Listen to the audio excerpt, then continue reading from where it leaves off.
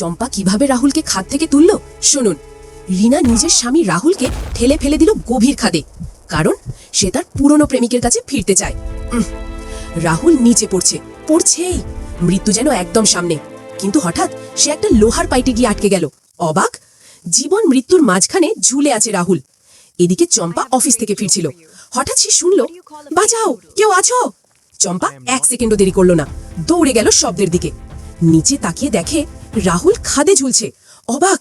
Heartbeat বেড়ে গেল, কিন্তু চম্পা ভয় পেল না। সে ঠিক করলো আজই বাঁচাতে হবে। গাড়ি থেকে দড়ি বের করলো, পাথরে শক্ত করে বেঁধে দিল, আর এক মুহূর্ত না ভেবে নিচে নামতে শুরু করলো। অবাক! চারপাশ অন্ধকার, পাথর পিচ্ছিল, তবুও থামেনি চম্পা। নিচে গিয়ে রাহুলের হাত শক্ত করে ধরলো। ধরো, ছাড়বে না। তারপর নিজের সব শক্তি দিয়ে তাকে টানতে শুরু করলো। একটা ভুল মানেই শেষ। কিন্তু শেষ পর্যন্ত রাহুলকে উপরে তুলে আনলো। রাহুল বেঁচে গেল, চম্পা হয়ে গেল হিরো।